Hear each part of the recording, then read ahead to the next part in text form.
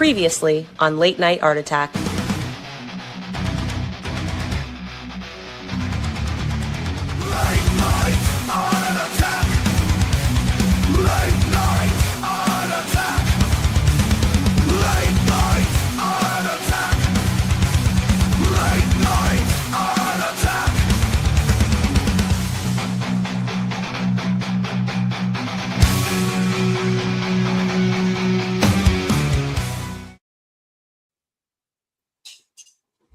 Yes, we are live.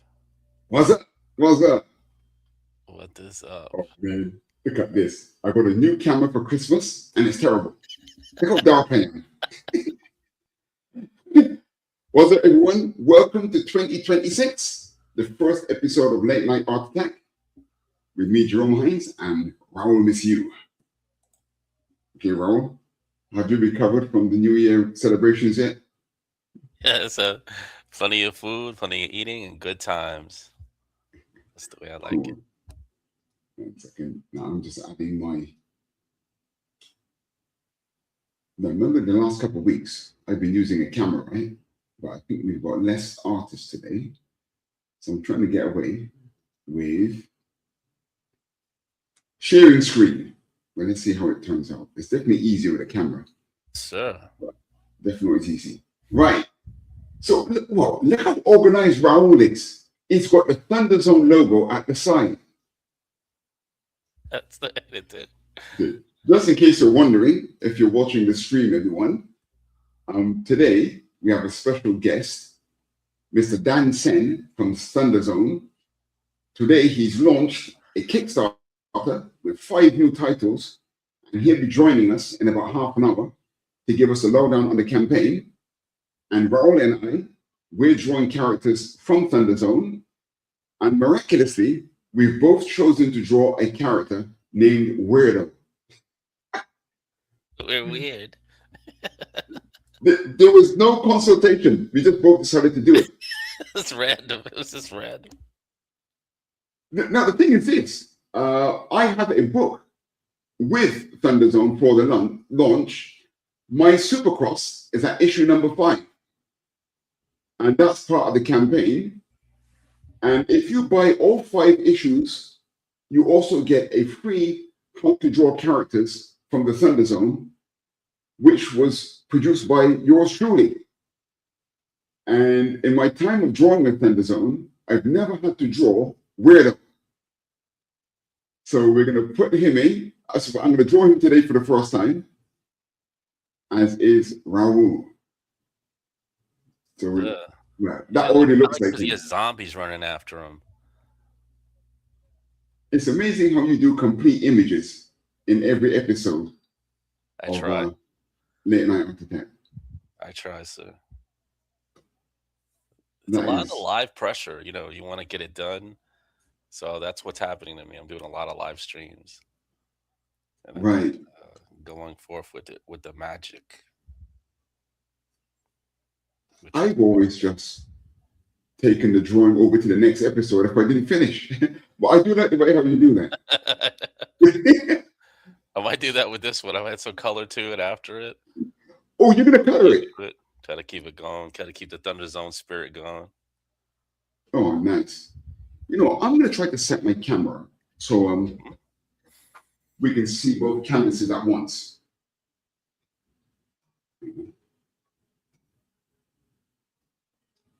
And did you watch Stranger Things? Did you see the last episode? Oh, no, I totally forgot about that. I know the kids were saying farewell. So, did you see it? Did you see the last episode? No, I haven't been following. But I know that I think the last episode went out. I stopped after season 1. That's when I stopped. I was like, this is too much shame. Oh, I think Dan Sen is an early man. He's an early bird. He's there to get that worm. He's 25 minutes early. He's a good man. Okay, hang on. Let me see that right there. We're bringing him in early. Okay, hang on. Let me pause. Watch Stranger Things.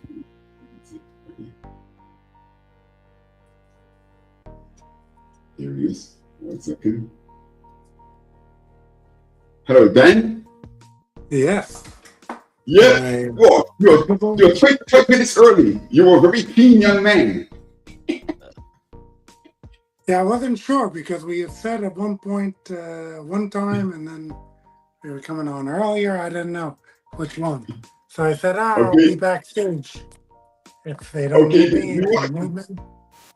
Okay. You okay to continue, or do you want to come back later? You okay to just carry on? Yeah, I'm good now. I'm fine. Oh, okay, cool. Hey, As Dan, long as have you you been guys are on the ready for diet? me. Huh? So, have you been on the diet? You look a lot slimmer. Yes. Yes. I Wow. was What have you been doing? cutting up. Cutting up. I was cutting up just to, get in there for this Kickstarter. I said, I got to get in shape for this Kickstarter. So let me just, do the extra cardio, eat the chicken and rice and vegetables, and, Oh, do what amazing, needs to man. be done.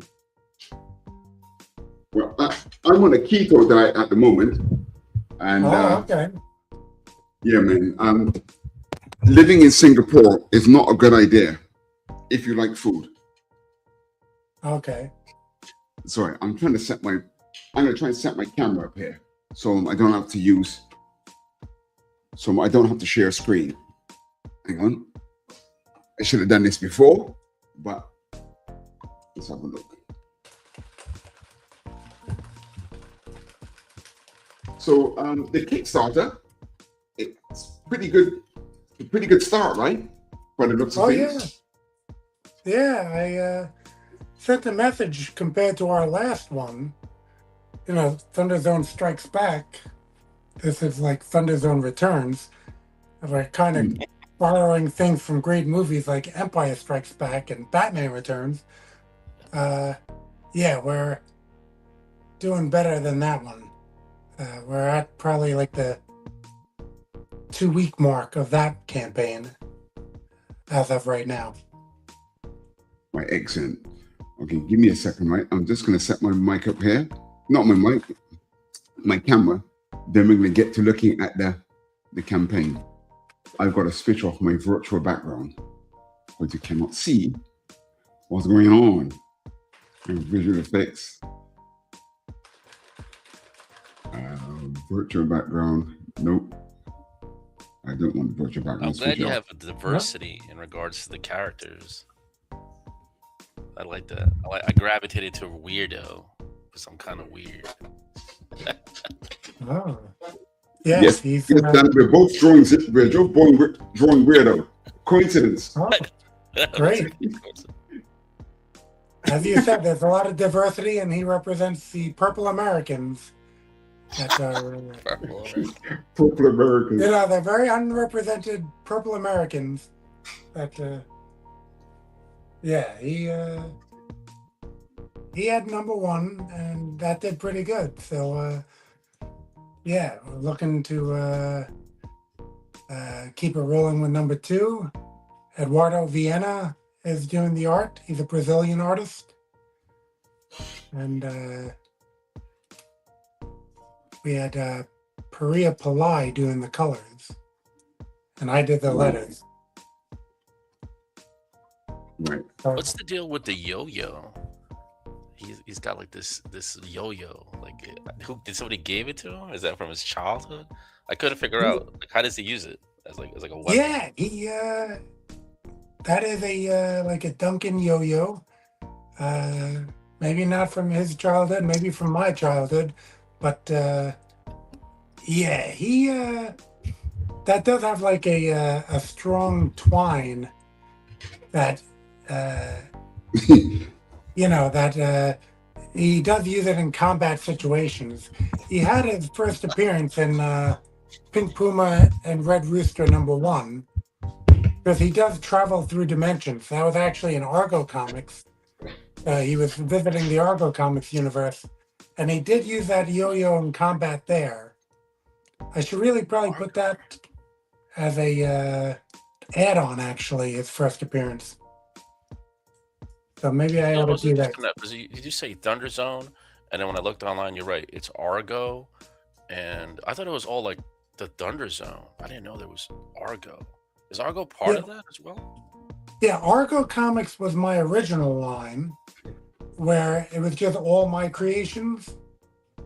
And when we were going to do this shared universe with myself and Jerry and Mike, who has Marshall Strong in this campaign, a number of other creators with great characters, I wanted to make that a separate universe. So all the characters I published for 20 years now wouldn't all be just lumped in with like overcrowding that universe. And therefore, like the Thunder Zone imprint became a shared world where there's about 10 of us creators who all have characters in the Thunder Zone universe. And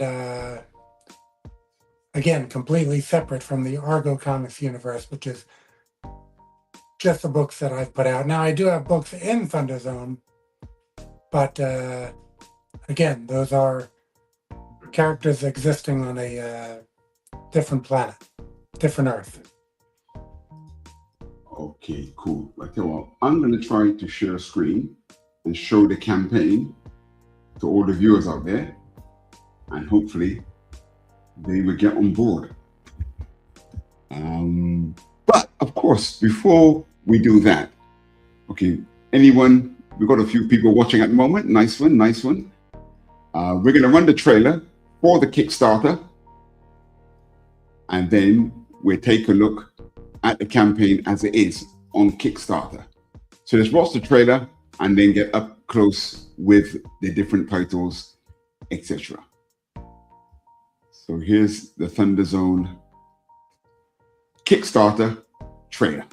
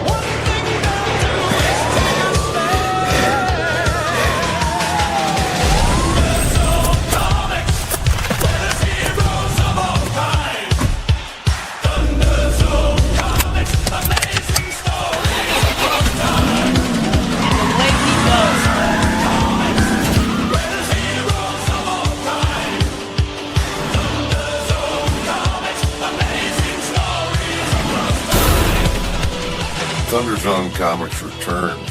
5 all-new comics: Sumo Boy, Weirdo, Marshall Strong, Big House Blues, and Supercross, plus a free how to draw characters from the Thunder Zone. When you back all 5 new releases, the Kickstarter pre-launch campaign is live now. Thunder Zone Comics! Awesome. So as Raul said, the amount of varied characters that's what I most kind of like about the whole Thunder Zone thing as well. Right. So here, okay, can you guys hear me? Yes. I hear you fine. I hear you fine. Okay, cool. Okay, so here we are. Here's the campaign, and it's already gone past the goal, hasn't it? In 24 hours. Yeah, I think, we set the goal very conservative just because we do want to get these books out to everyone. So I think it, maybe 4 hours in, we had reached goal. Oh, nice one. Oh, excellent. Okay, so let's have a look at the titles. Here's the first one. Sumo Boy. Okay, Dan, what was the inspiration behind Sumo Boy? Well, again, in that diversity of characters, we have a lot of, regular adult characters. Mm. And Nature Man, I actually made a little older. So I said, okay, well, I've done a little older. Let's go a little younger because we didn't really have that represented. I always liked Richie Rich comics growing up and Hot Yes. Stuff and all those young characters. So I figured let's have one who's a superhero within the Thunder Zone universe. And uh, yeah, I used to, occasionally, Wide World of Sports used to be on. Wide World of Sports with Howard Cosell. They would have a lot of different sporting events. And I always really got a kick out of watching the sumo wrestling. Right, So right. yeah, I said, what if you were just like so heavy that they couldn't move you out of the thing? Because that's what these guys seem to want to do is just put on weight. So in the world of comics, where you don't need to be gigantic to put on weight, I figured, and there is like a Japanese folklore that I don't want to spoil issue 2 going into his origin, but it ties into like a story in Japanese folklore um, concerning uh, a baby and just weighing a lot. So yeah, he put that all together, and again, I thought it would be good to have again that different perspective and challenge myself because again 20 years of writing comics, you just want to do something a little different. Nature Man, I delved into public domain. This one I'm delving into uh, not young readers because everything I think we produce is more or less all ages or upward, maybe Y16 or something like that. But Mm. I thought with this one, a little more toward the young reader, maybe, where it's safe for the kids, but very entertaining for the adults. Well, I tell you what, Dan, it was nice for me to see that because with my Supercross, I'm usually the only creator with teenage characters around on the indie scene. There's not many, my book Supercross with the 5 characters who are all Yeah, under the age of 18. I'm usually quite a lone wolf out there. So when I saw Sumo Boy, I thought, yes, there's some more young characters. yeah, yeah. Yeah, He's yeah, good stuff. And, so that's Sumo Boy. And who do we have next? 5 comics altogether in this Kickstarter.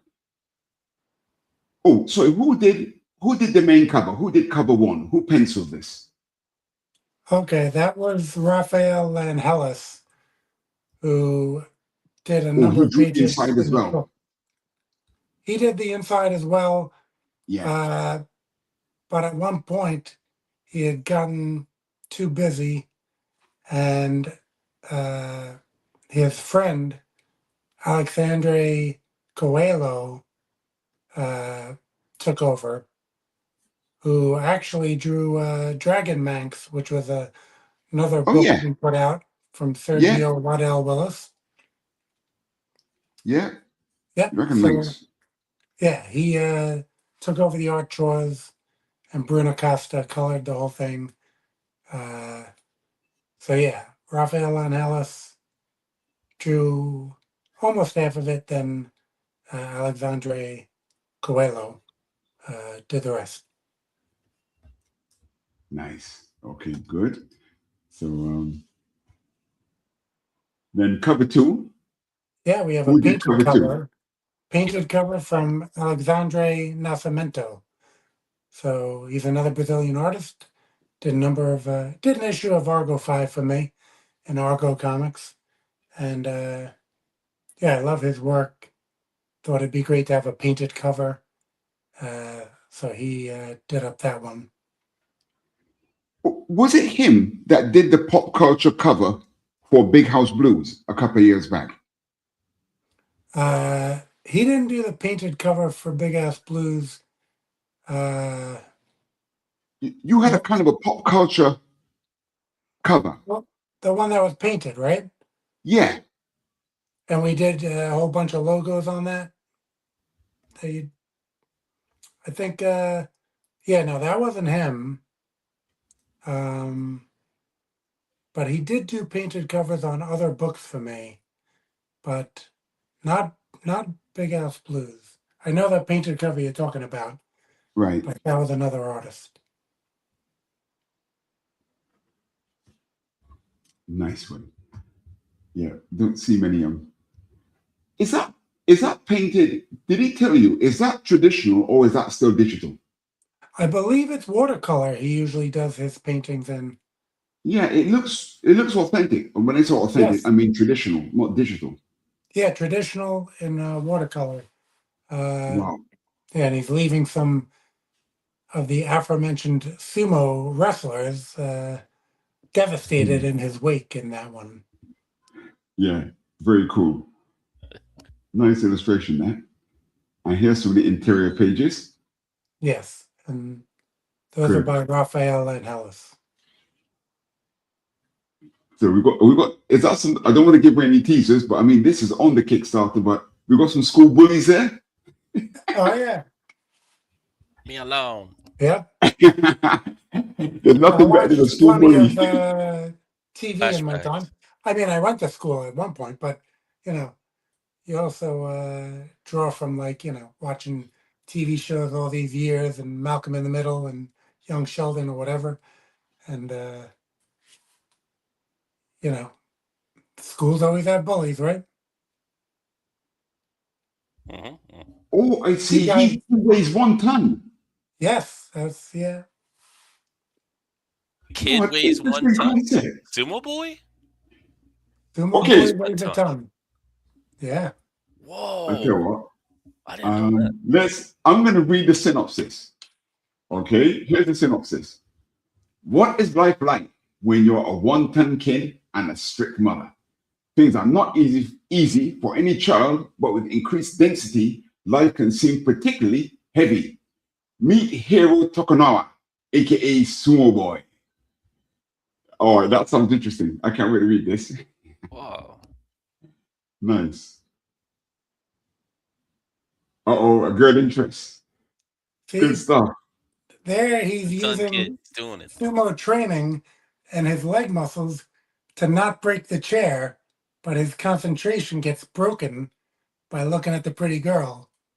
And that's when, My the chair doesn't concentration. make it. Oh, nice one. Good. The new kid, Hero. The new kid. All right. So he just moved into this area, has he? Yes. That's Right. Okay. Nice. That's a nice preview. Okay, so now we're on to the second of the 5 titles, Weirdo. This is what me and Man. Is that Raul a are drawing. tribute to Akira? 'Cause Exactly. I'm seeing with the motorbike. Is he paying homage Exactly. to Akira the movie? that was it. That's the I was like, when I saw that, I was having flashbacks to like high school and all that, and I was like, weirdo. that is the tribute to Akira. Okay, so this main cover is by Eduardo Viena. Yes. Right. Okay, cool. And I can't wait to hear the backstory to this car. And then cover 2. Oh, this is what you're talking about, Raul, with the yo-yo, right? Is that the yo-yo? Oh yeah, there it is. Yeah. Yeah, right, coming right at you. If you had Yeah. the 3D glasses, you could really make that thing pop. Okay, this is Sullivan Sound. Yes. Okay, let's read the synopsis here. Weirdo. Trent Anderson of Denver, Colorado, is a teenager like no other. He is the weirdo. At strength near high school graduation and the uncertainty of young adulthood, fate steps in and his life will never be the same. With the powers of teleportation, levitation, his trusty combat yo-yo, and a somewhat unpredictable ability to bend reality, Weirdo is not your average superhero.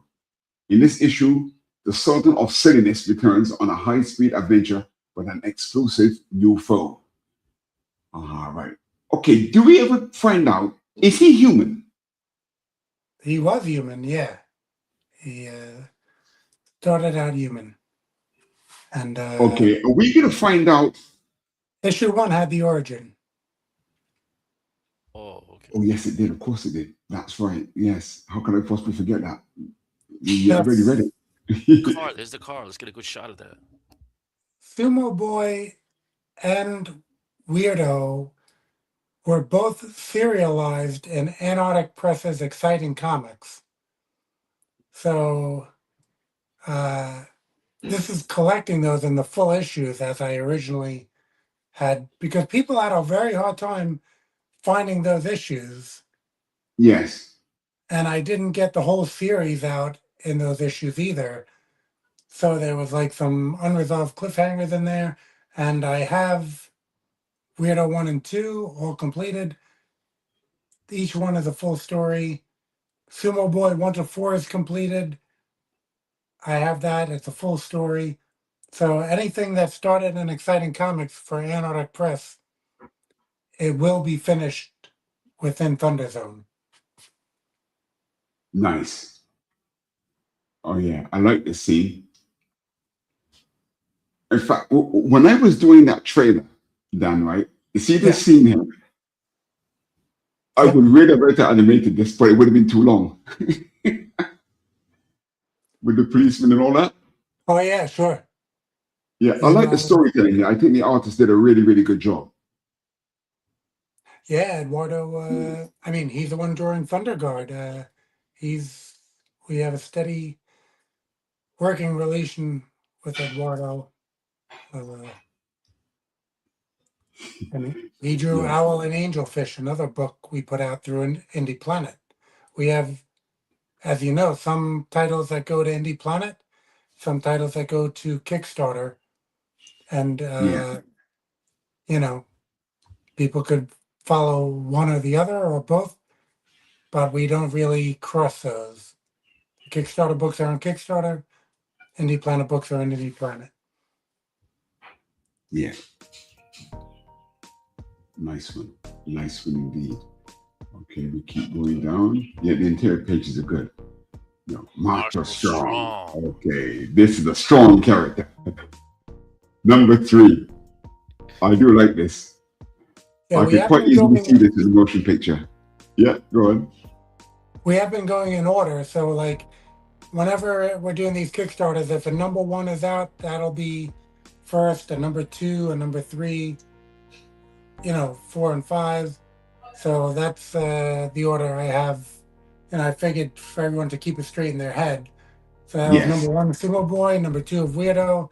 Now we're on number 3 of Marshall Strong. Just so people don't get confused on the numbering. Yes, yeah. But all back issues are available. I just made a blanket add-on that you can add on any title that you want. Get them as a bundle. Yeah. Is there any kind of bundle deals? Oh, yeah. Well, yeah, we'll roll down and you'll see those as we get to the bottom. Okay, so that cover A is by Elton Tomasi. Yep. Okay, can you guys hear me clearly? Because I'm facing the opposite direction to my mic. No, I hear you 100% clear. Right. Okay. So, Elton Tomasi. Here's cover 2. I saw this morning. This is really, really good. This is by Elton Tomasi as well, right? Yes. He does the interiors, and Mike really loves his work. So a lot of times he'll just have the covers done by Elton. Yeah, he's very good. So Marshall Strong's got 3 covers, right? Yeah. Well, all by Elton Tomasi. My goodness, he's a hardworking young man. Yeah, that's a cool cover. Yeah, Elton actually drew the first 2 issues of Big House Blues for me.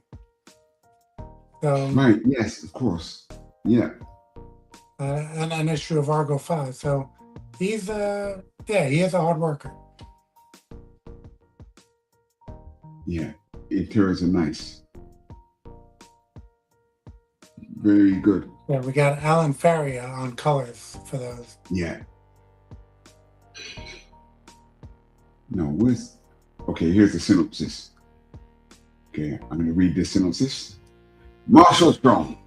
Colonel Marshall Strong, a product of the U.S. military's secret experiments with alien technology, leads a team of meta-human heroes known as Team Apex. Traveling the globe, Team Apex investigates and confronts superhuman and extraterrestrial threats worldwide.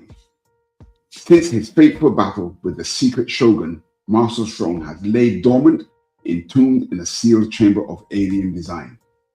As time has slowly unfolded, the strange technology that has kept him alive has given his altered physiology an opportunity to heal.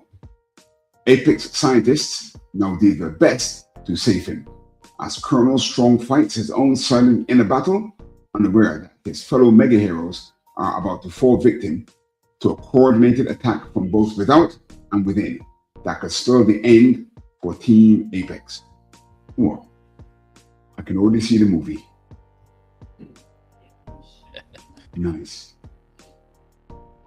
Okay, now this guy, I've drawn him many times. That Big Officer House Allard. Blues, man. I just recently did that in another stream. It was fun drawing. Oh, yes, you did. Correctional office and jail. If I can call that up, okay, if I can call that image up before the end of the stream, I'll bring it Yeah, in. I'll have to see that. I looked at the image. I like saw the movie. Like it's like I picture a movie with this guy. Yes, This guy's that's awesome, right. man. Is he like a correctional officer? Like Exactly. Yeah. all of that's gritty. He had the Big House aliens. Blues. He's like, At I gotta get the book. I like this one. supervillain Max Prison. So, Oh man! Hey, I did see another character standing with him, but I don't know. Yeah, there was another guy with him, but I didn't know This one? another book with him. It was like, I don't know if he's currently in the title of the book, but he was blue. He was dressed in blue. oh, that's probably we did a promotional image with Marvelous. Ballist. Yeah, I think that's who it was. Yeah, that was a promotional image, Yeah. back to back with each other. That was yeah, they call it Marvelous. Not But- seeing the interiors. Okay, cool. Yeah, Ron Did Williams. you recently upload those? Is this on Kickstarter? This is or all on this- Kickstarter. Kickstarter? Okay, I didn't see those before. Okay. Okay, Yeah. so this cover is by Rafael Nanelas, Yeah, and this cover is by Evan Query. yeah. Yeah. He did Lucha Mystery. A friend of mine, another indie publisher, really liked his work, and he was generous enough to do a cover for us. And there's like a prison riot going on because, again, all the superheroes are corrections officers. They got supervillains, all with, I guess, special cells to keep them under control, neck collars to make their powers dormant. But Yeah. sometimes things don't go as planned. Does this take Yes, place in ma'am. the Big House Blues? Is this on Earth or a different planet? Texas. Is it dealing with aliens? Texas. Texas. Ah, right. There was Texas, the state behind it. Okay, good. Yeah, you might have some alien prisoners that come in, but it's on Earth. Wow. We have Now, a this flying third cover, yeah, this is special, isn't it? By Ron Frere, because it says, will feature you or your character as a prisoner in the mega villain reformatory. With superheroes as corrections officers, here we see Turbine on meal duty for the inmates. With only 4 cells to fill, we will have to limit it to that. Cover selection in the backer survey if you want this cover without backing to be on it. Oh, so this is a special backing reward then. You can actually end up on the cover, correct? That's correct. Yeah, it'll be, drawn they'll, backers will be drawn in, then it'll get colored, and then, so that's not the final image, of course. It'll be colored Nice. and sent to the backers. It's a good And concept. Other Man. backers can get it if they want, even if they're not in the book. But yeah, there's a bunch of actually there were layoffs, so there's a bunch of corrections officers who have been laid off who are out kind of protesting the minimum man. Oh, he got laid off, and then so then the main character he's got to control all those super villains, and the lady can't lay Yeah, people they off. got less get crazy. staff to do that. There's still some that are on duty, but a lot of them got laid off. Oh, That's really cool. Mr. Criminals might get free. Oh my God. On a side note to this book, I am a retired police officer, What? so I did, a good amount of research in my years of work. In that, I had a lot of interaction, obviously, with the corrections officers whenever I was, bringing customers over to them. Know that. Yeah, so it's well researched. I'll say that. Yeah, it was super gritty. I was really attracted to this one. Super gritty, like real life. So that's why that explains it. Yeah, it's very, very nice. And we have Ron Charles Williams doing the art, and Giuseppe Pica doing the colors on that one. Right. Okay, good.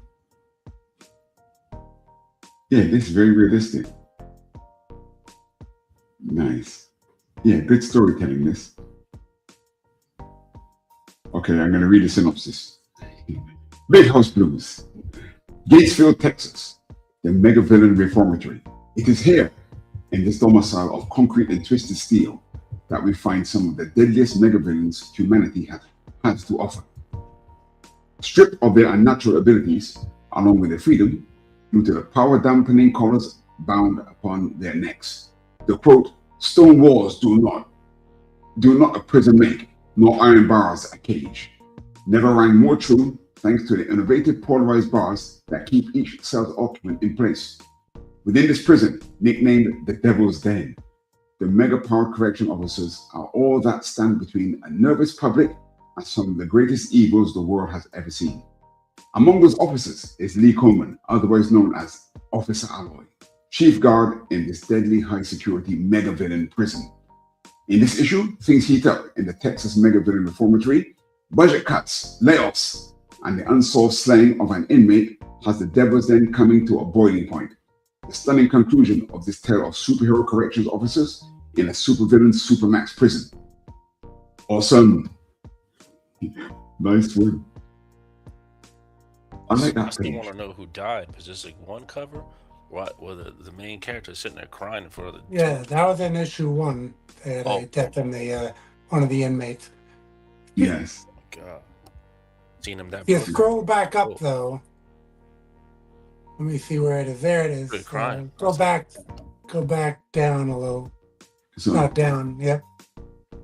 Go a little more.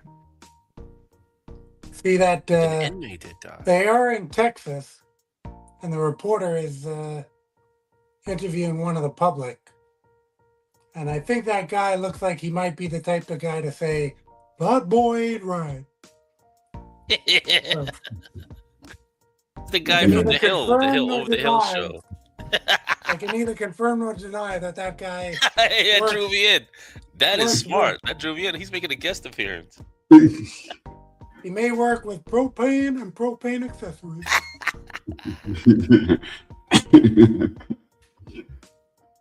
Nice one. Okay, so then we come to the last title, Mike Supercross. So this is number 5 of number 6. Goodness. Okay, this cover's by me. And then the support cover is by Hernani Ferron. He's a Filipino guy. He's an architect that was living in Singapore. That's how I met him. Now he lives in Australia, and I think he's still an architect, but a very good artist. He did quite a few books for the association out there, and he did that cover. Has a very organic style of penciling and inking. He inked it as well. I think I colored it. I can't remember now. Yeah, I think I did. Yeah, colorway Hernani Ferron. Okay, here's some interior pages. This is actually based on places in Singapore. That is called the Tangs Tower. That's in Orchard Road, one of the main roads here. What? That page actually has 3 of the bad guys. Actually, 4 bad guys on one page. And that is Orchard Road. That 2 of the heroes, Clandestine and D. Tomasic. I had to work from references. This whole street, everything is the main road of Singapore. Wow. Then It's good to have this insight. this is set in East Singapore. And she lives in a place, what we call East Coast. And these bad guys are outside of the window coming down. Okay, I'll read my synopsis. Supercross. Set in sunny Singapore and follows the unexpected exploits of Mist, aka Carla Carlson, a US-based world-famous street magician of genuine superpowers. She introduces us to the hapless young heroes of Singapore Sling, aka Chrissy Lee, a low-achieving convent schoolgirl, and D. Tomasic, aka Rusty Rahim, mild-mannered and wannabe rock star art student. Just how they become entangled in the tale of high-powered entertainment, endorsements, and devious villainy is ironically the stuff of comic books. However, more is at stake than any of the mega heroes genuinely know. In this 5th issue, Mist and Clandestine strategize their next move, but they better hurry with supervillains The Creeper and the Expatriate on the move. Our heroes have lots of questions with a massive new secret villain reveal. Maybe some answers can be found in a story called Don't Go Hooking Up. Yes, there's 1 issue after this, and this is what you call the 3rd act. We're just getting into the 3rd act in this comic. Now, we've looked at the 5 comics here, and if you back all 5, you get a free copy of How to Draw Characters from the Thunder Zone, done by yours truly. Through the years, I've done quite a few drawings for Thunder Zone under the direction of Dan, and a lot of them I always did as exercises, as breakdowns. So we just compiled them into a book. And this is book 1. This is construction and sketching. So there's not a lot of foreshortening or forced perspective in this first volume. Nice. Okay, here's a few pages. That is Vulcan. That's Sweet Tooth, who we just saw in my comic. That's Junkyard Joe, one of Dan's characters. And here are all the release tiers, etc. Yeah, Wow, so you look at can that. get That- all the That books is one big in bundle. that book for free, or all the books with all the covers, or we have all 29 of our releases so far, Yes. Okay. digital or print. Yeah, digital or print, right? Yep. So please, everyone, if you're tuning in, get over to Kickstarter and back the new Thunder Zone Comics Return campaign. Well, we've already reached goal. We've gone past that. But of course, every extra is most welcome. Okay, Dan, is anything else you want to tell all the viewers out there? Yeah, well, as I said, we did set this goal because we were passionate about sharing the books with everyone. But, you know, of course, to cover production cost or whatever, we're still a bit off that. So, yeah, we do need everyone to, just share, support the Kickstarter. Like, for instance, Eduardo Vienna says to me, when are we going to draw the next weirdo? And I'm like, I'm just hoping number 2 does good enough that we can get to that point of the next weirdo. So we love these books. We want them to continue. and that's where we just need people's support to just cover enough. We're doing it for the passion of making comics, obviously.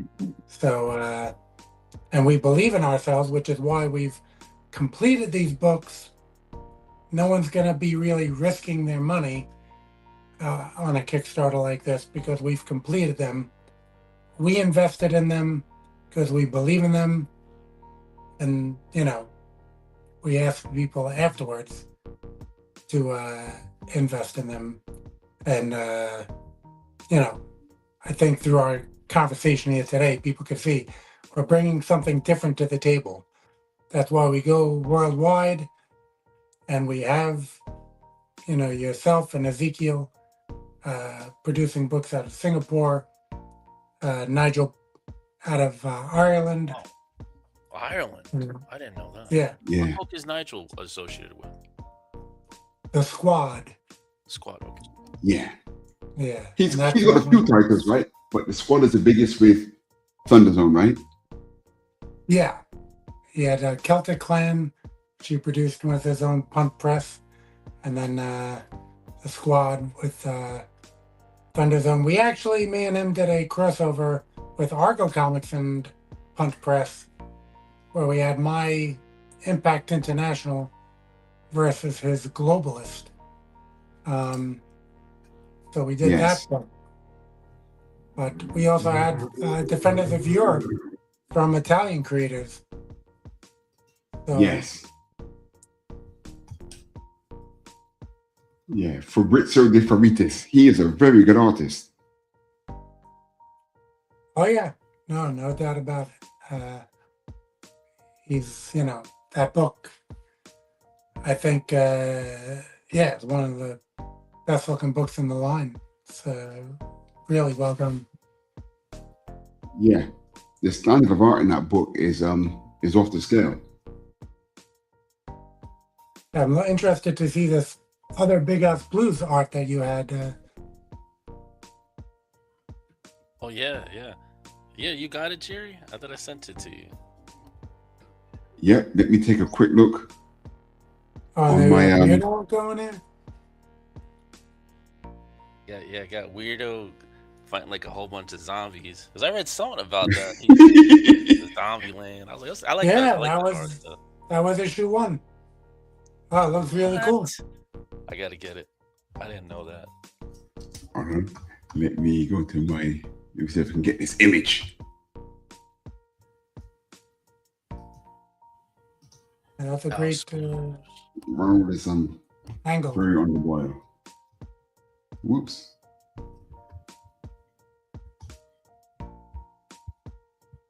I've got too many screens. That's my problem. I'm limited. I can only run this. It was like computer's gonna crash. I don't even take a chance like that, and it's live too. Actually, Weirdo's scarf is sentient, so he or sentient, whatever. All right. So he sometimes joins in the fight. Really, the scarf? Yeah, Scarfy. What? I like that. Remember Doctor Strange cloak in the movie? Yeah. I quite like that. I tell you, sometimes you have stuff, and then the movies come out or whatever, and you're like, okay, well, there goes that originality. But yes, it's okay. Actually, I saw like a Rick and Morty where I think Rick told his lab coat, rip off Doctor Strange, and then the lab coat attacked someone. Okay, hang on. I've got it coming up. Here it comes. It's coming. Whoops. Let me share this screen. And there it is. Okay. Yeah, but I really like that movie. Blues. Okay, there it is then. This is what Raul did on a stream a few days back. Turn on the glasses for this one because this. Aliens, yeah, going for it.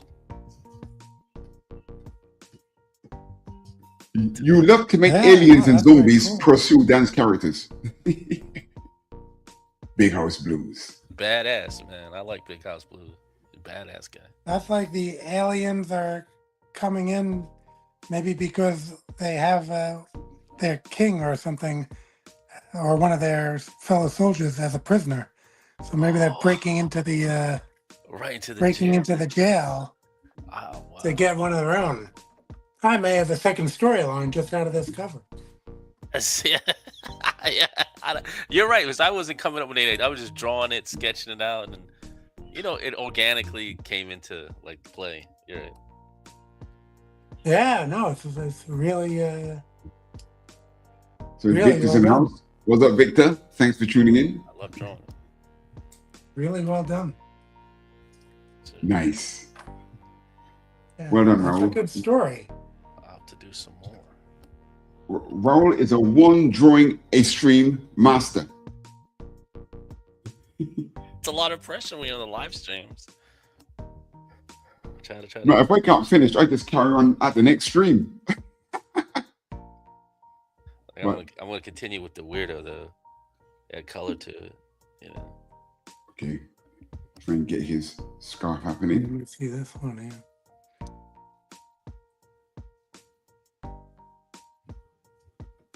Yeah, that looks good. Okay, you said it's sentient, yeah? The scarf is, yeah. The Well, yo-yo okay. is not, but the scarf is.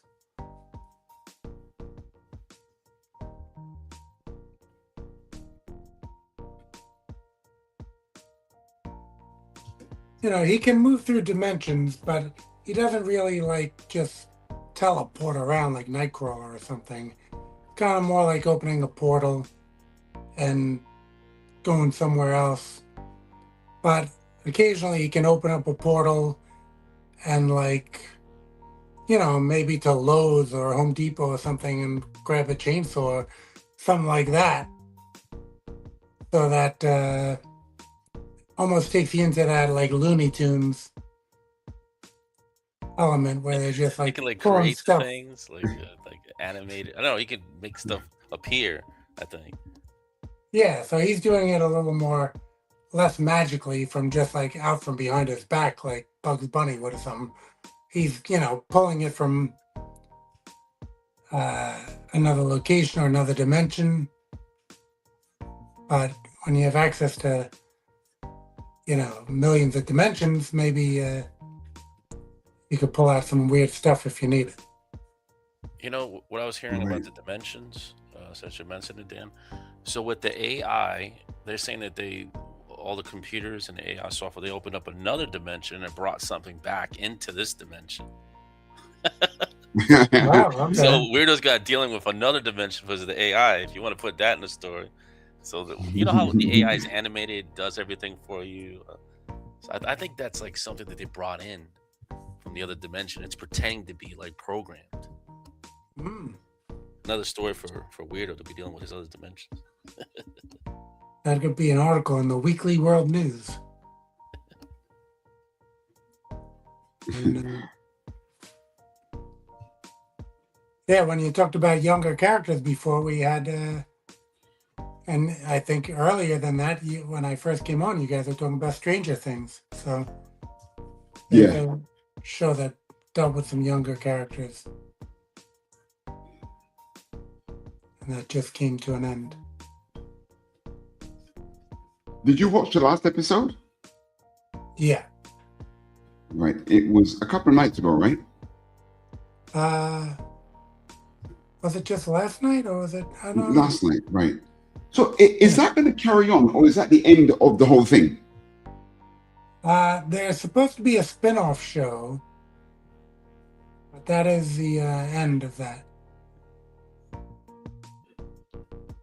And I just thought that was going to be the end of it, but then it turns out that it looks like no, it's going to carry on some more. I just heard there's a spin-off show. Who's in that? I don't know. I'm not sure. Wow. But I think Netflix is going on with the spin-off show. Oh, I still kind of the Duff Brothers or whatever they're called. I don't think Yeah. they're continuing their contract with the Netflix. So, Oh, okay. The Duffer Brothers. What a name, eh? They did a deal with Nike, and the shoes those kids were wearing this season oh, were released with like upside down. The Nike was written upside down because like the upside down. Right. You got some pins with it. That's my other thing. The comics, bodybuilding, and being a bit of a sneakerhead.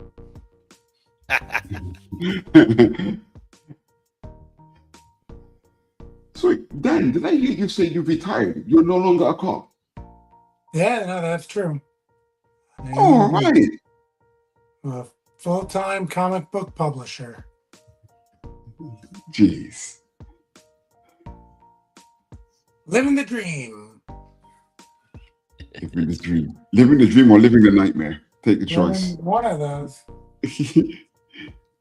Yeah. Well, you know, it's as you know, better than anyone, it's a lot of work. So good to have some extra time for that. But, you know, that's why I was, like I said, doing some extra training, doing some extra cardio, dieting down. Thought about doing another because I had done the drug-free bodybuilding shows, but I called up the promoter and they only had like one guy in the regular in the open and one guy in the masters. So I didn't want to drive 3 hours to do a bodybuilding show with just two other people. Right. So it was good to diet down just for myself. And like I said, get in shape, fighting shape for this Kickstarter. yeah. Yeah. That makes a lot of You do sense, a lot actually. of like sugar-free stuff. Like, what do you think about that? Like sugar-free drinks, cookies, all that stuff. Yeah, a lot of times sugar-free. I mean, I think the lower body fat, you either have to limit carbs or limit fat. And some people run better on carbs and should limit fat. Some people run better on fat. When you mention like ketogenic or something, and should limit carbs. So you just got to find which one you run better on. Lower that because the sugar-free cookies still will have carbs. Fat-free stuff could still have sugar, so that's high carb. So it all depends on, you know, what you're really trying to limit and which approach you're going to take. But when you're trying to lose weight, keeping the protein up helps you maintain muscle. So either way, low carb or low protein, low fat, you want to keep the protein up. Right. How did you get into bodybuilding, Dan? Well, I was into comics first. And, you know, you looked at these superheroes. I don't know how even like the majority of comic readers aren't bodybuilders because you think like, you know, you can't get the powers. You know, don't try the gamma radiation or being bit by spiders. I'm not sure. You're right. None of that. Because you're in for a bad scene with that. But you can, you know, do the weight training, whatever, and at least if you wanted to, anyway. So yeah, I was buying the comics, and you know, like George Perez always had everyone, you know, no one skipped leg day. They all had abs, well balanced. And then I guess there was an issue of Muscle and Fitness that had Lou Ferrigno as the Hulk on the cover. Nice. Right. I picked that up And then looking through that, I said, these guys, they look like the comic book heroes. So, that there was weight training that they did to do this. And it kind of progressed from there. Right. So Lou was kind of the gateway from bridging comics to bodybuilding. Lou Ferrigno. Jesus, man. Yeah. That kind of happened to me with martial arts. After seeing these guys in Kung Fu films, I decided to go and learn some basics in Kung Fu. But yeah, it's the guys in the movies that cause that. Clip of Jerry doing Shaolin training. You should find that clip. We get an animated clip. Yeah, you devil. First Shaolin gym I ever joined, it was Rads, which was Richard Anthony Baratheon, and he created American Combat Karate. And he would go on Johnny Carson and break flaming cinder blocks. I don't think I've ever seen that. Flaming cinder blocks. Well, he was from your gym. He owned the first gym I joined. Wow. And he would walk around in like a soft cast because I think he would break his wrist every time, but he would be good at God. I'm not doing good that. at masking the pain. I tried to do martial arts for a little bit, and then like the first day they had us jump in the air, and I'm overweight. They had us jump in the air and spin around and not know what we're doing. And I kept doing it. Oh, that's cool. I'm gonna learn. I'm gonna lose weight. Then the second time I jumped in the air, I like broke my toes when I came down. I already snapped. I didn't feel the pain. And everybody ignored the snap, and I was, I'm just gonna keep going. Then I got home, I was like, what is this? Jesus. Tape up my foot. I was like, I'm not doing this. Oh, what's talking about? Oh my God. I mean, you break this stuff and you don't even feel it, and then you're like limping and like, oh, what? A soft cast, right? Some kind of soft cast. Yeah, that's what happened to Bronson Reed in pro wrestling.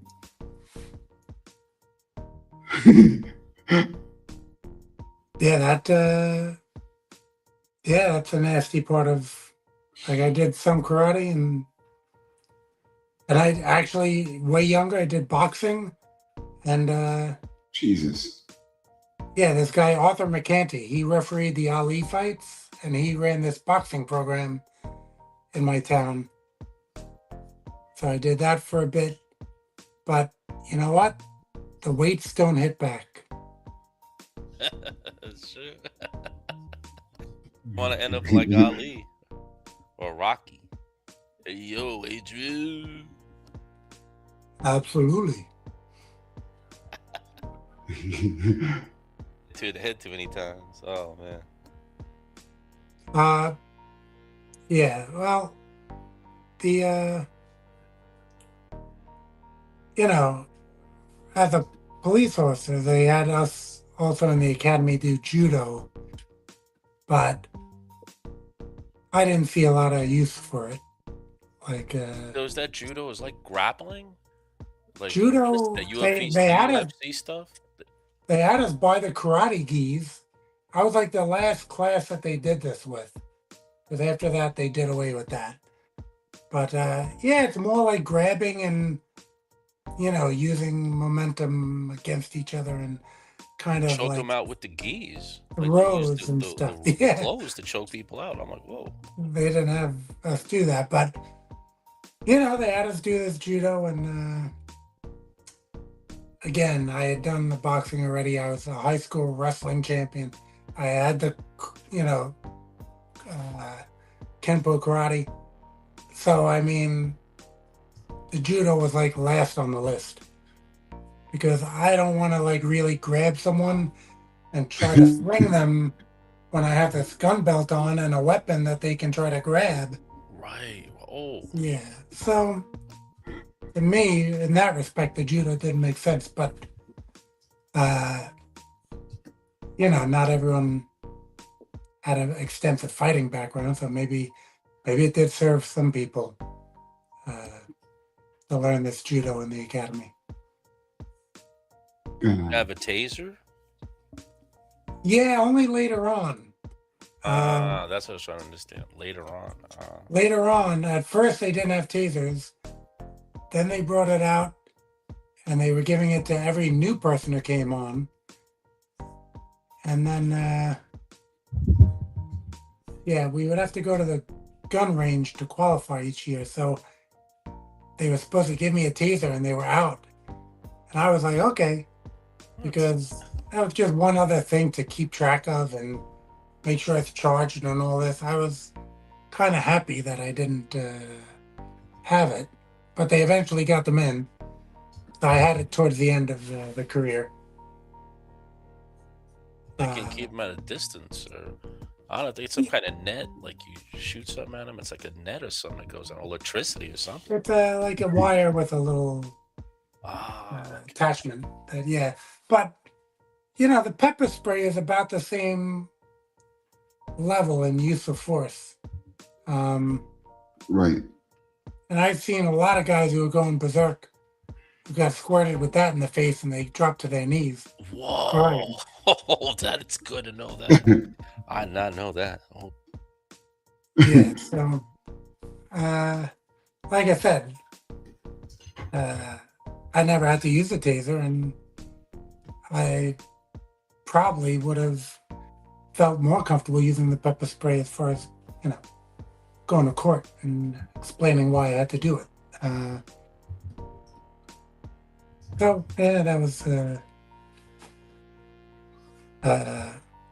again, now I just have to deal with people who can't get off the machines at the gym. And that's, there's no use of force on that. I just, use something else. And that's my biggest conflict with people these days. Or, maybe the Chipotle person who doesn't put enough chicken in your burrito or something. But were you one of the ones that would drop the weights too loud? I mean, I don't know what that's about. People dropping weights too loud. That is Planet Fitness. Planet Fitness is against people really working out hard. So if you drop the weights, there's sensors in the floor and the lunk alarm will go off. Oh, thank you for telling me that. Really? I was actually considering going to Planet Fitness a while back. So they would have got me. They would have got me on that one. Wow. Planet Fitness has like a bowl of Tootsie Rolls at the counter, pizza Fridays, and their whole thing, which is very good marketing, is like, don't be intimidated to come to the gym. Like, there's no meatheads who are yelling, throwing these big weights around. Like, look at the trainers in our commercials. They're even out of shape. So, right. No one's going to really push you here. Come in, relax. Have some pizza. You'll be fine. So, that's Planet Fitness. And, I'm, I guess, a more sedate gym guy in that I don't do any, like, theatrical lifting where these guys are just like... I'd be the opposite. Like, I don't even know how to lift. So, I'll be swinging the weights. I'll be screaming. I'll be turning into the Hulk. I'll be yelling. And the people are like, we got to get this guy out of here. Yeah, well, some guys, like I said, one guy in my gym, I say to people, I think this guy thinks to himself, I can't be the strongest in here, but I could be the loudest. Yeah, that's what it looks like.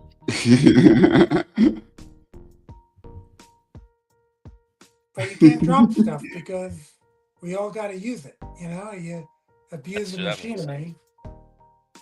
That's no good. So, but I mean, I think comics probably, if we all grew up on comics, and I grew up on DC and Marvel, but DC, I think I favored a bit. And those were all good guys. And I think if that entered your life in an early time, maybe you want to be a good guy as well. Those are all superheroes. That's true. That's true. Yeah. Which is amazing in the fact that,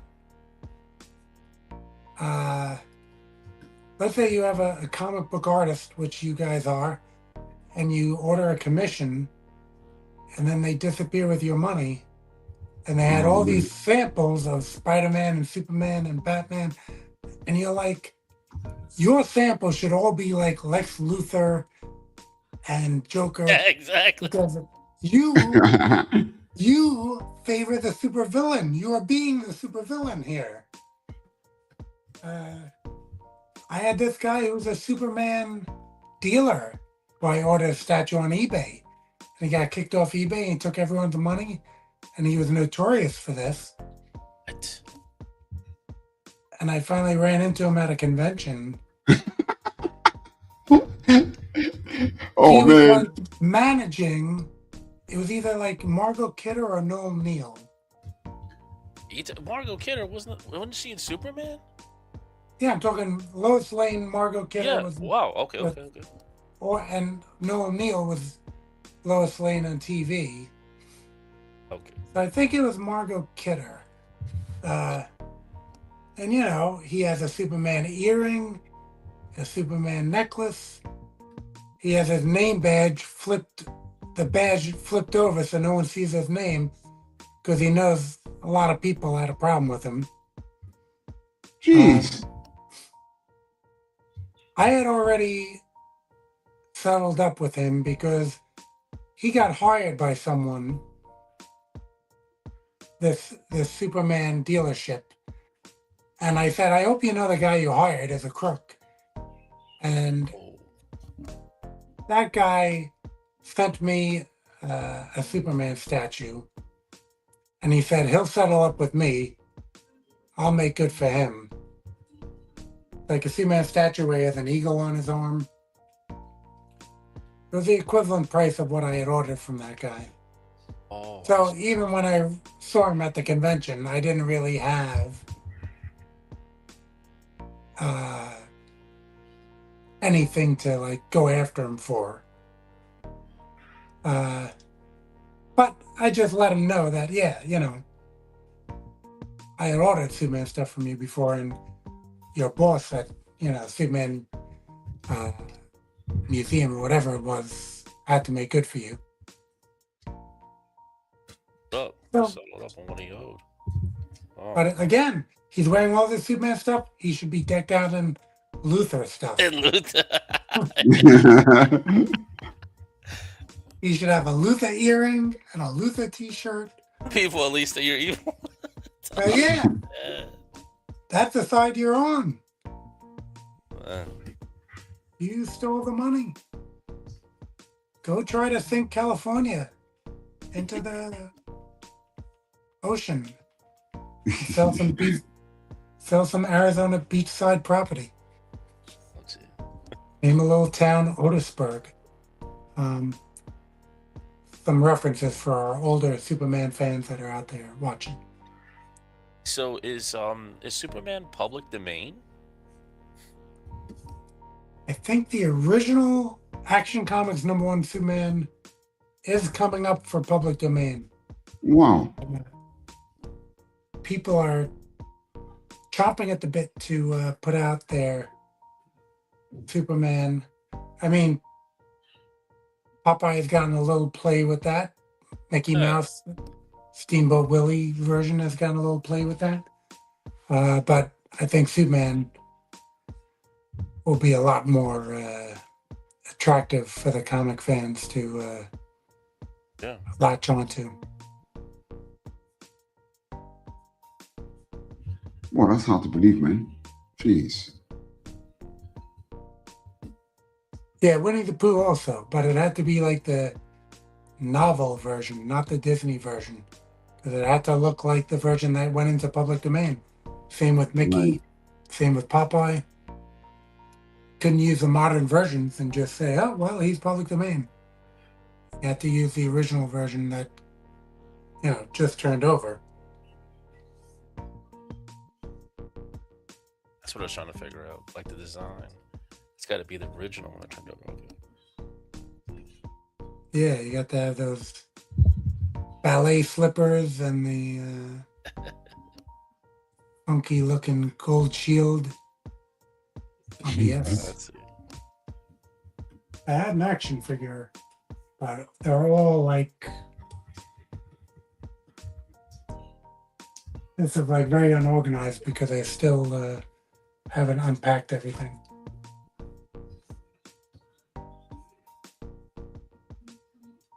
Too much. Too many characters. Public domain. I like that. I think Dracula's public domain. I was thinking about putting my character with Dracula. Yeah, Everybody Dracula. knows who Dracula is. Come out with a Halloween special every once in a while. Frankenstein, Yeah, so it is those ones. Tarzan.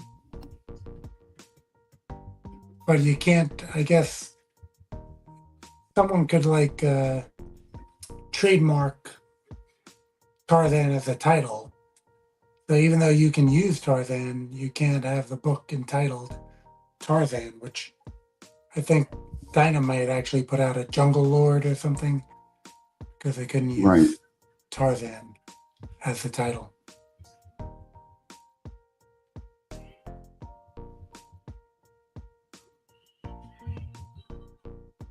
Take a look at this drawing here. So Dan, are you going to draw a comic? Because you can draw, can't you? Yeah, I drew Argo 5 #1. And now it's like I can't keep up with making the Kickstarters, writing the books, lettering. There's a lot of books I have, or a number of books I have done that I have to get either Francisco Zamora to letter them, but most of my scripts aren't complete. So sometimes I'll end up lettering myself. And yeah, it seems like that the time needed to actually draw a book goes further and further away. Does my practicing my drawing skills. But who knows, with the how to draw characters from the Thunder Zone, resharpen my skills. You can learn it from Jerome on the Saturdays as well. There you go. But, Actually, you can watch the Drop Zone gaming on Roku. Oh, I'm playing Terminator this week. 319. Okay, we still got a bit of time. Okay. Just going to run a trailer because Raul here, he has on Roku exclusively a gaming stream. oh, So I'm going to run the trailer here in promotion of Raul's gaming stream. If you're tuning in, check this out on Roku. Our man here, Raul, is a gaming maestro. He's a gaming master. Check out this trailer. Welcome to the Drop Zone Gaming Hour. Raw and T forever. Feel the power. Booted up, neon lights ignite. Shall we play again? Let's dive into the night. Controllers in our hands, ready for the fight. Level by level, we're chasing every high. Raw leads the charge, T's right by his side. Together we conquer, push until we fly. Drop zones, live adrenaline untamed. Gaming hours, prime won't ever be the same. Trying out the latest power surge and play. Shall we play a game? We own the night today. Welcome to the Drop Zone Gaming Hour. Drop Zone.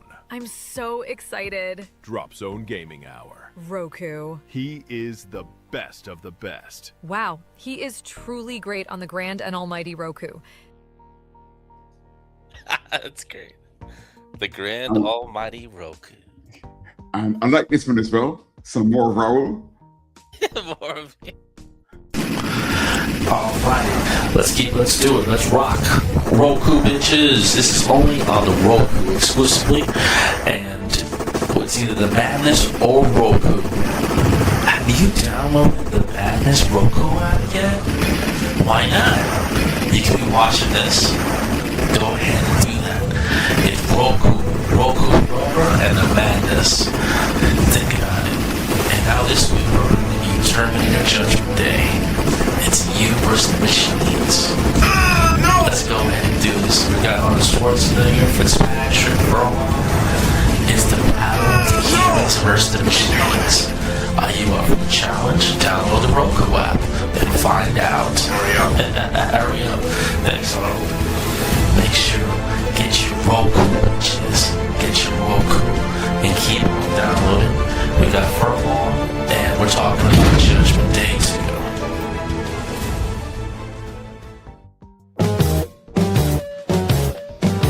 If you missed the live viewing of any Madness Entertainment Group production, you can find all our content on Roku or as a member of this channel. We'll see you next time on the Madness Entertainment Group.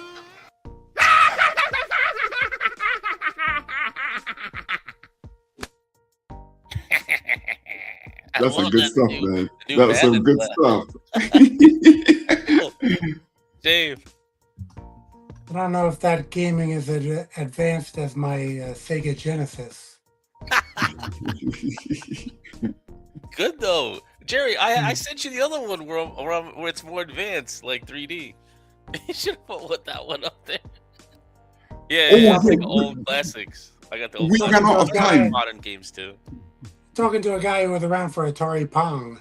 So, or actually, it was ET on the Atari. I was like all hyped up. I was like, yeah, man, I get to play the ET guy. All the guy does is walk around. You press the red button and head pops up. And he doesn't say anything. He just walks around and waddles. I was like, what? I paid $60 for this? This is crazy. oh, I like that weirdo drawing.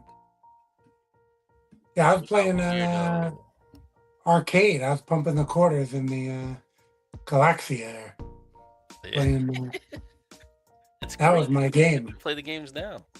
That was my game. Yeah, I even see at Walmart they have like a small version of it or something, but I'm already out of space. So much stuff. I was thinking of buying one of those arcade machines like Mortal Kombat and Street Fighter. They spend a whole bunch of money on those games. Yeah, there's weirdo drawings. Great. I mean, the way Jerome does it, when he adds the colors, oh, forget about it.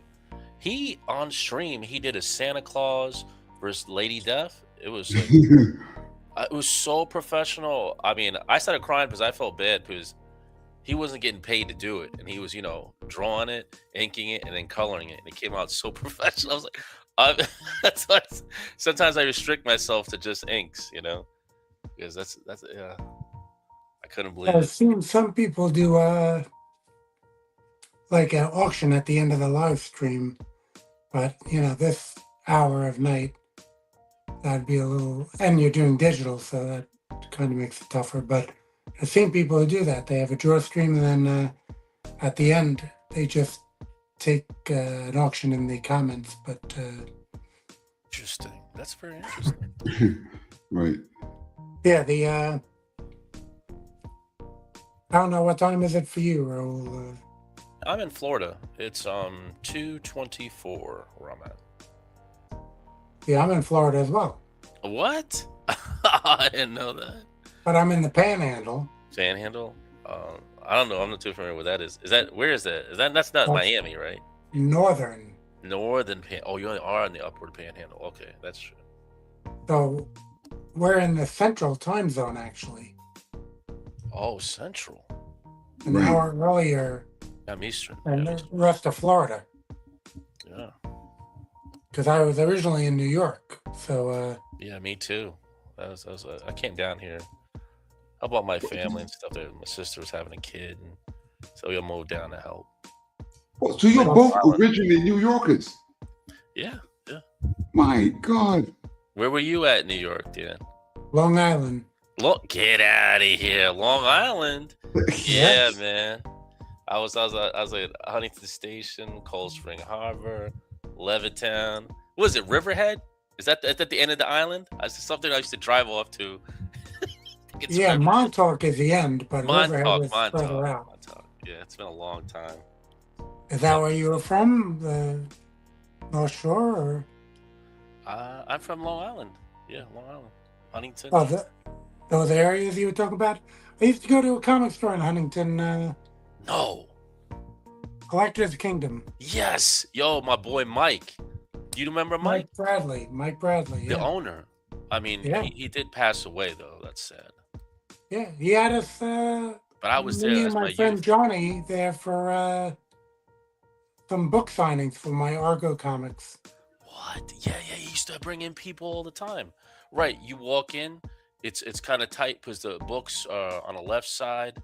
Yeah. They got them stacked on the left. They got it stacked on the right. You walk down the middle, and then I think there was a back room. There. Yeah. You know Orlando? There was Yeah, I know You know Orlando. Orlando with the glasses? Heredia or something? Yeah. Yeah, no. There's a Chinese guy, a tall Chinese guy. I forgot what his name was. Some young guy. He was cool, man. But Mike was the nicest guy, man. Yeah, Mike. Yeah, he actually, that place burned down. Wow. And then he opened in a shopping center down the road. Oh, damn. And then he passed. And he passed. Okay, I thought it happened when he was at Collector because I moved. I left. That's the only place I would go to, Collectors. That was on Jericho. That was on Jericho Turnpike. Yeah. You were Well, I close was to that? in West Babylon at the time. Oh, West Babylon. Okay, yeah. Man. Yeah. Those are the days. You went there. Oh, my gosh.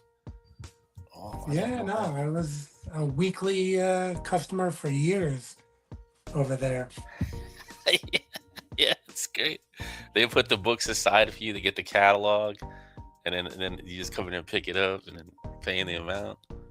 I used to do independent books all the time at Collector's Kingdom. I had my Argo comics there, and actually, when he was closed, I went and I had my books at a place in Huntington. Forget the name of that place. So Yeah. You talk about Moon something in the Village. Did you ever go to Huntington Village? Huntington Village, yeah, it was by It's called Moon something, Moonbeam, Moonshine, Sunshine. like down the road from like the movie theater, I think. Yeah, that was my favorite place. The movie theater right there. And they had the pizza shop. Yeah, if you go up New York Avenue. Yeah. And you pass the cemetery, right? Well, you pass this There's a big theater cemetery or something. Oh yeah. On the right, like Billy Joel played there or something. And then you pass a pizza place on the left. Yeah, De Ramos, I think it was called. And then there's another main street that you make a left on, and the comic store was down there. But I forget the name of it. Oh man. I'm telling you, it was Moon something with a moon. Is that? I think it was something with a moon. I don't even know how you could Google that thing. You gotta Google it. You gotta find out. Yeah, I don't. Oh, you gotta go to Huntington Village. Connection, Google yeah. map it. Go to Huntington Village. So I didn't even know that theater was so hot. Like, they had one theater was a regular movie theater in the village, in Huntington Village. But they had this other theater where they show independent films, and like celebrities would go there. I don't know what that one was. It was some strange theater, some independent theater they had there. Yeah, I don't know. I mean, I didn't go there much. I mean, I went to restaurants there. The Blue something, Hanu? Something like that. It was. You're right. Good. Expensive, the Village, but I liked it. Yeah, well, I had Babylon Village closer to me because I was in West Babylon, but. Comac movie theater, that was my spot, man. I used to go to Comac. Well, I grew up in Franklin Square, though, so I knew Nassau better than. Nassau and Suffolk. Yeah, so Green Acres movie theater. First theater in the country that they had to put metal detectors in.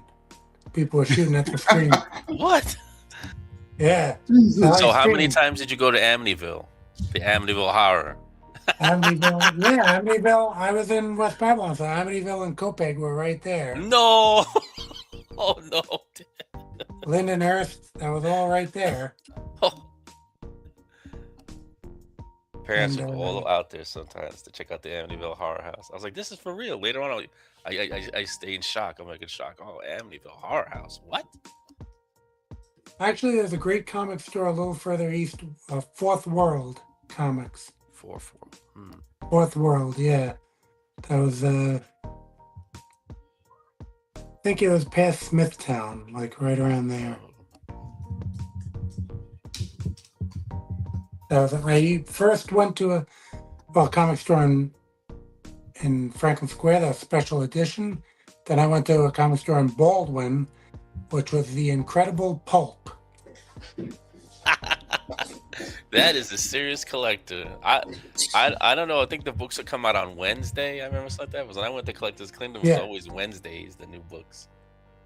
But a guy worked as not the owner, the manager of the Incredible Pulp, Mike Descharnes, and he is the creator of Marshall Strong. Oh, really? Yeah, so I knew him from way back. The manager of the store I went to every week. Since if you're from Long Island and you're from the city, and this is a comic book question, a comic book guy. If you ever heard of this guy, have you ever heard of Rob Conti?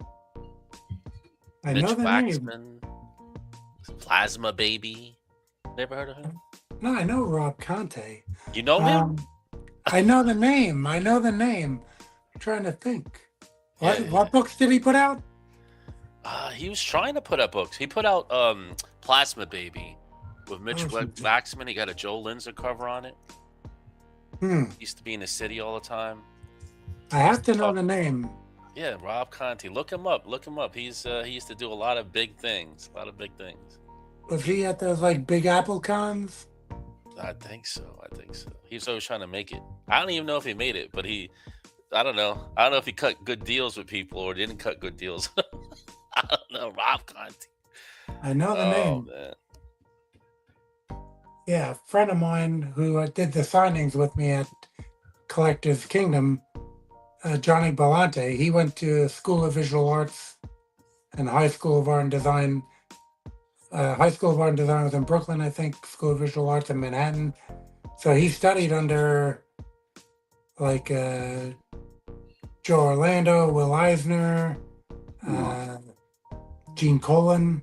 Oh man! So I had him do I studied with work. some guys that were working in Valiant Comics in the city. I took a course. It was like a compo course that they had in the city that you could do, and professionals are coming in and they teach you. And then I missed out the day. This guy was a painter, and they went to Valiant, and I missed out that day. And they went to the studios with Valiant and those guys. That was pretty cool. Really. Do you remember the names of those artists? Or? I gotta think. I know he was a painter. I'd have to look it up. Warrior something with Valiant Comics. Warrior. Eternal Warrior. What is it called? Eternal Warrior. Yes. He would do He would do a lot of the colors. Because back in the day, they didn't have. I mean, they had digital, but I don't know. He would paint most of the covers like watercolors. He was like the painter, the teacher there. Oh, okay. Yeah, it was pretty cool.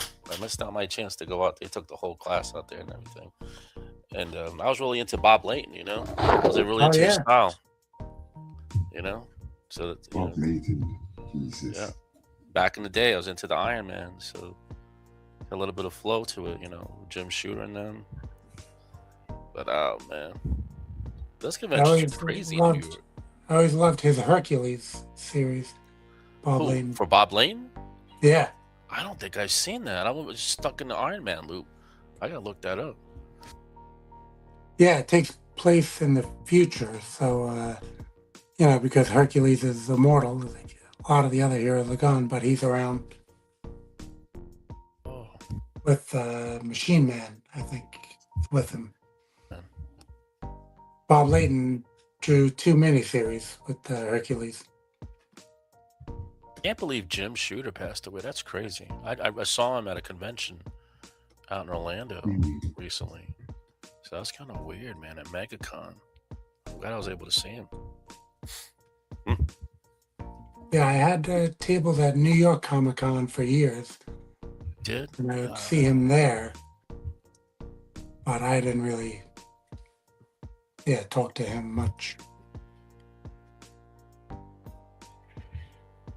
But yeah, a lot of those classic artists. Actually, and a guy Mike Bradley was really big on bringing to the store was Rick Buckler. Buckler, Oh, yeah. right. Rick Buckler. That sounds familiar. Yeah, he had I passed gotta away. Google him. He drew the Yeah. Superman versus Shazam. No. Yeah. Wow.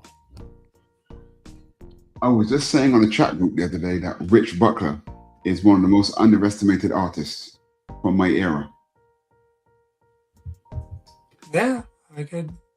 You don't hear his name a lot, and he did draw such a lot of major books. Yeah, his run on Fantastic Four was absolutely brilliant. Him and Joe Sinnott were, Yeah. were really, really good together, man. Absolutely brilliant. Actually, Mike Bradley, that comic store owner, he wanted me to do a commission for him at one of my signings at his store. And he wanted it to be Deathlock because he said his favorite Right. character used to be Green Lantern, but since he had met Rick Buckler and Buckler was one of the co-creators of Deathlock, he said Deathlock was now his favorite character. Yeah, man. Yeah, man. Deathlock, man. And they never made a movie, right? Nah, I don't think they ever made I a just movie. can't believe that they never made that movie. Yeah, well, I mean, it would have been good. Deathlock. It would be so good. Yeah, I mean, he, I guess, like, that was his, kind of like Steve Gerber has Howard the Duck or something. They, Howard the Duck. so I'm sure if a Deathlock movie would have been made, then you would have had these Brad Buckler and the other guy trying to fight for a piece of that pie because they weren't really doing much for these creators who made these characters. That's what led Liefeld to kind of part ways with Marvel now because the way he was treated with the Deadpool Wolverine, where they made it a point not to invite him to the after party. Really? Yeah, Oh, man. after the premiere. So Why did they do that? yeah, I'm not sure, but I have a theory, Dan. Right? I think a lot of Hollywood people are kind of jealous of comic book people. That's why they like to change things for the sake of changing it. oh yeah, no, I agree with that. They have to put their stamp on it, and Yeah. I mean, look, after a while, people started thinking that Scott Gimple created Walking Dead. Oh, wow. It's like, no, got this writer here who wrote the comic, and all these episodes of Talking Dead, so many episodes, so many guests who had nothing to do with anything. You don't have the artist, the two artists of Walking Dead on that They show, never appeared. Talking Dead. I never saw him on Talking Dead. You're That's what I'm saying. They never were. It's Jesus. ridiculous. They would have, I forget, it was some actor who was Yeah, they had on, like, divas on, and people had nothing to do with it. They just happened to like the show. Oh, you They like the liked the show? Oh, show, yeah, you yeah. can come on. like dudes who were like high on drugs or whatever. Oh. I forget who it was. Someone was like wasted on that Marilyn show. Manson. I think Marilyn Manson was on there. I think. Oh, it could be. But yeah, I mean, all these visuals that you're drawing from, coming from these comic artists, who you're just completely ignoring. Hmm. Kirkman they would have on, but again, when he wasn't there, these directors and showrunners were trying to make like they were creating this. The special effects guy, I forgot what his name was, but he had, seemed to be like, thought he was like the main creator of it. Yeah, well, I think Jerry's right in the fact that they want to, they don't want to credit the source material, and they just, want to make it like, we took your silly little comic and we made it something. Mm.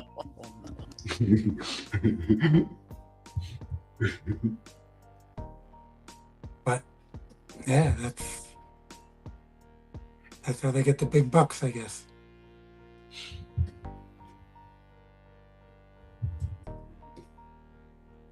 I'd like to see, you know, that now that we have AI, I'd like to see animation that's basically, say, Young Blood by Rob Liefeld. So now you'll see an animation that's just literally his drawings that are moving. Yeah, it's just that anti-AI sentiment, thinking that you're taking jobs away from animators. People don't want to let that happen. So,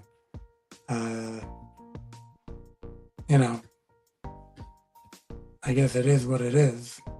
Yeah. Talking about putting a tax on the AI stuff. So you're going to start taxing them.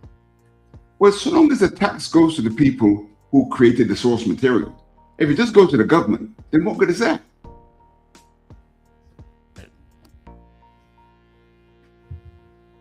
That's well dodgy. Yeah. No, it's I like how they can bring back the people that passed away though with the AI. It's cool. Like you can see like Bruce Lee.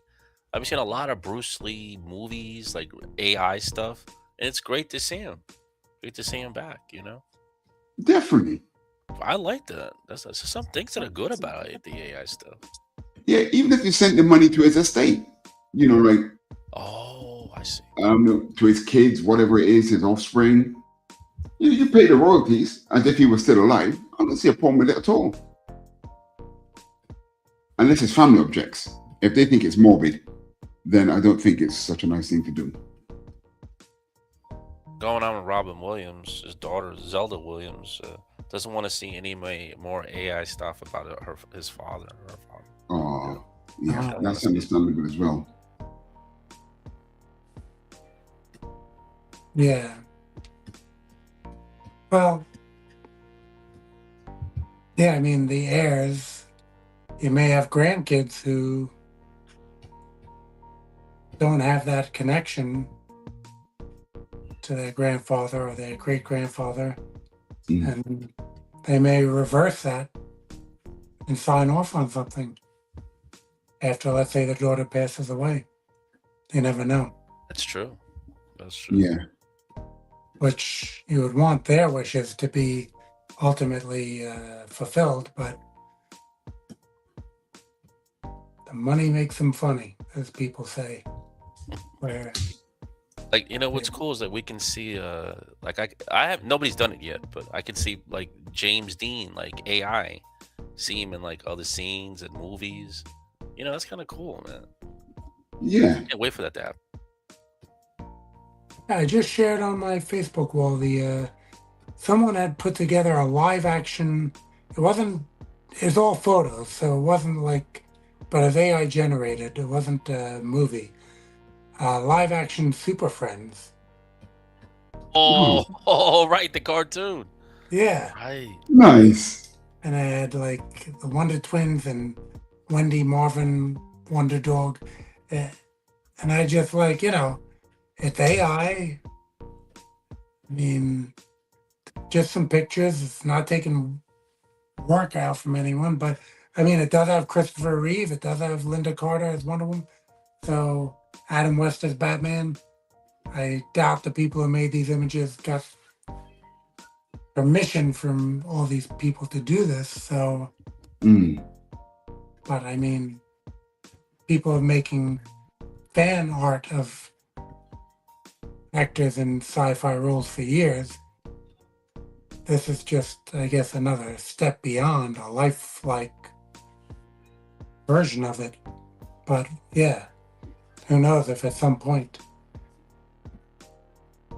there's something gets put in place to stop that. The Yeah. thing I'm not liking is that so online they can make a lot of money with like the girls, like some girl talks to you online, and then it's like some guy pretending to be like a live action woman. That's kind of weird.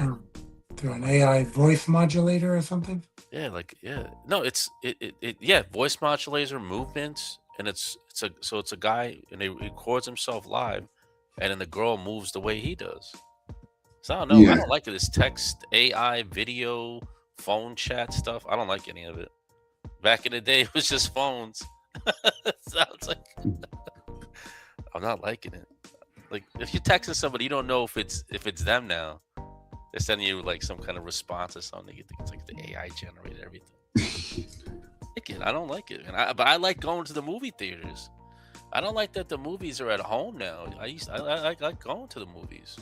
I saw Jerome the other day. I like being with people. Right. Enjoying the experience of the big screen, wide screen. I don't know about that. Well, I think they did that last episode of Stranger Things in the theater as well. Really? That's yeah. Because it was like 2 hours. It was over 2 hours. Oh, right. Okay, guys, we got 12 minutes left. We're going to have to start winding down. I'm trying to put these base colors in before it split. Oh, Color. man. What? Yeah, just the base colors. How are you doing? Oh, man, you got your line out there. Jerome finally beat me. Whoa. No, you're drawing how many people? I'm only drawing one person. Yeah, that is the crowd. Jesus. About that. I'm just drawing one person, man. God damn.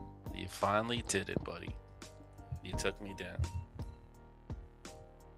I still haven't gotten to Orlando since I moved to Florida. I've been to Orlando when I was a kid, but I have to make it down to Orlando. So what part of Florida do you live in, Dan? I'm in northern Florida, the West Coast. So Is that it's Gainesville? No, it's like near Pensacola.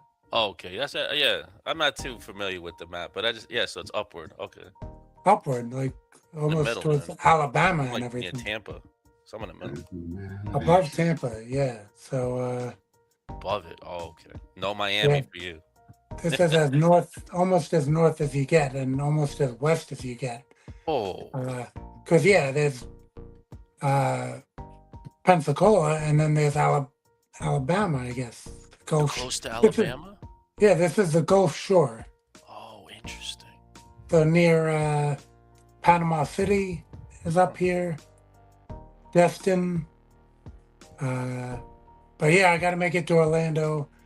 Despite all this dieting and cardio to lose weight, they have White Castle over in Orlando, White Castle.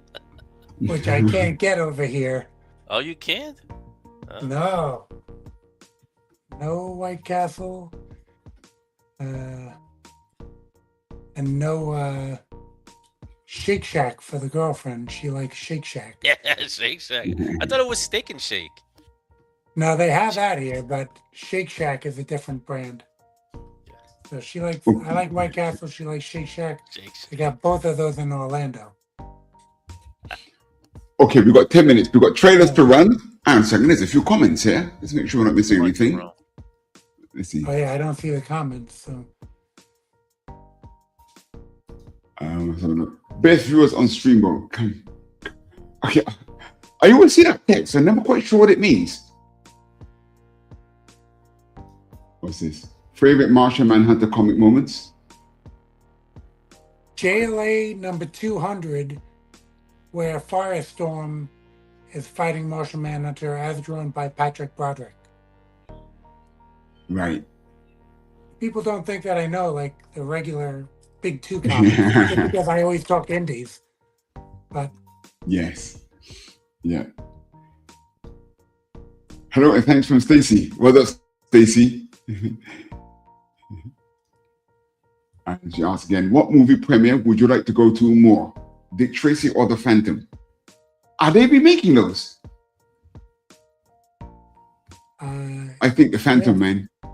I mean, they I made would go both to The of Phantom. those. Dick Tracy was Warren Beatty. The Phantom was Billy Zane. Oh, that's the name. Billy Zane, that's right. Did Marlon Brando recently in the Marlon Brando remake. So I think out of those two, The Phantom was probably a better movie. Okay, guys, we have to wrap this up.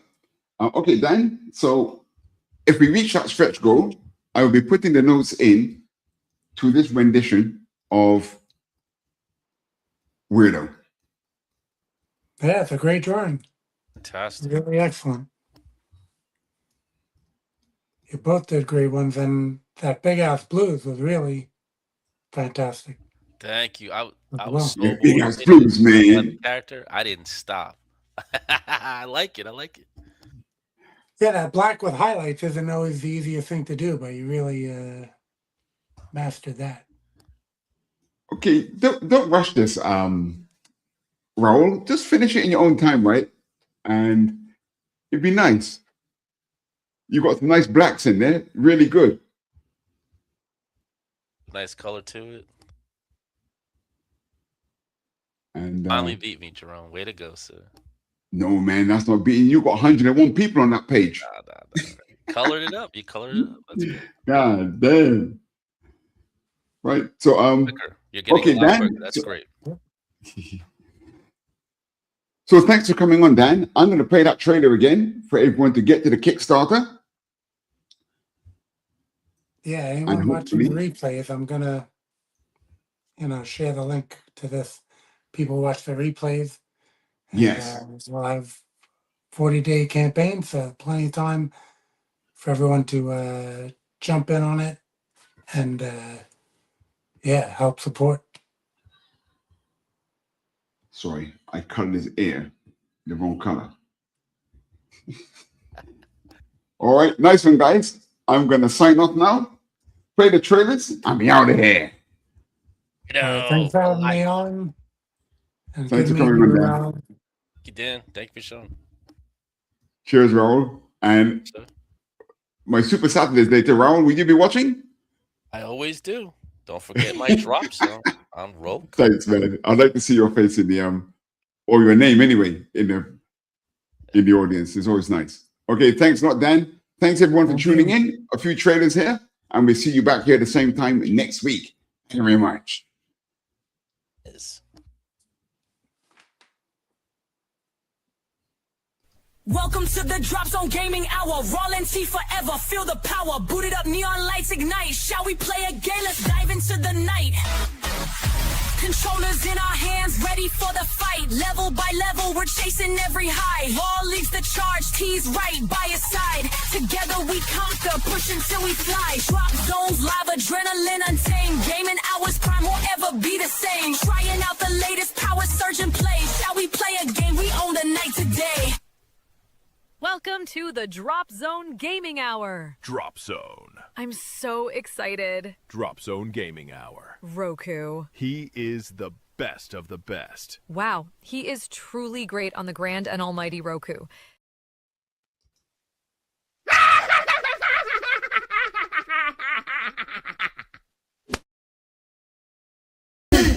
ACK, panels out and comic book knowledge. ACK, panels out and comic book knowledge. ACK, panels out and comic book knowledge. ACK, panels out and comic book knowledge.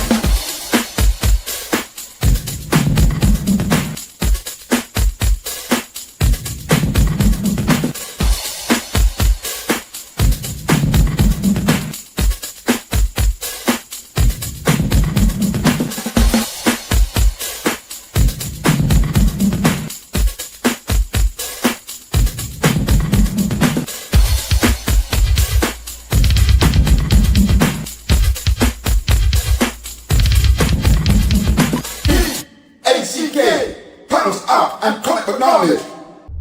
If you like stories about truth, honor, and justice, then you should check out MAGA Man. It is Donald Trump as many now see him, the defender of justice and a warrior for peace through strength. MAGA Man is an all-American style 22-page comic book, so get over to fundmycomic.com and support the culture of truth, honor, and justice.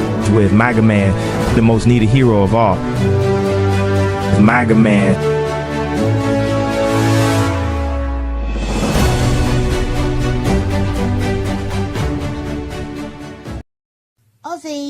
Ozzy, what are you doing? Come and have a look at this lovely book that was sent over. You're rapping in the burning. Oh, go on and spit that back out your mouth. No one can understand you like that. Say how to five dentists and all. Oh, well, that's not much better. Ozzy, why don't you sing to me? I can always understand you when you sing to me. Fucking my brains. What is this my publisher sent me? Inked in black with art so sweet. So what do you think? Do you like it? Oh, Lord, yeah.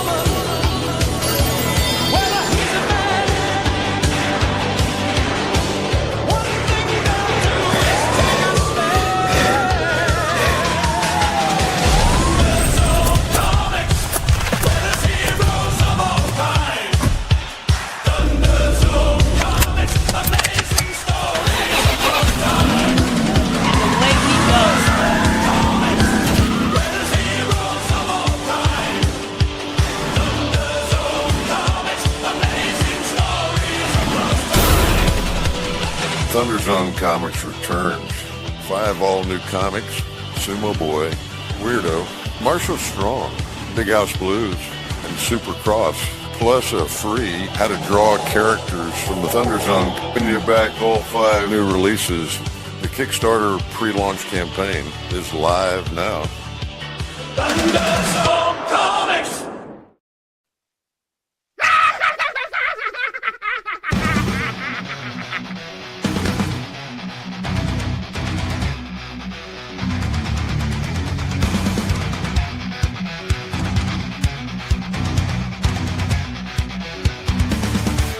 It's late at night, nothing else is in sight.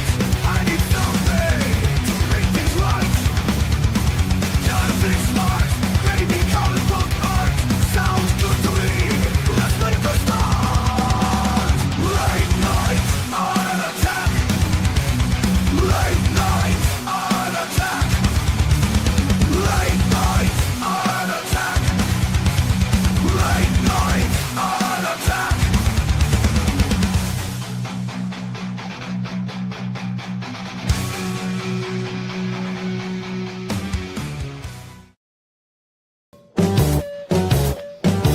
If you missed the live viewing of any Madness Entertainment Group production, you can find all our content on Roku or as a member of this channel. We'll see you next time on the Madness Entertainment Group.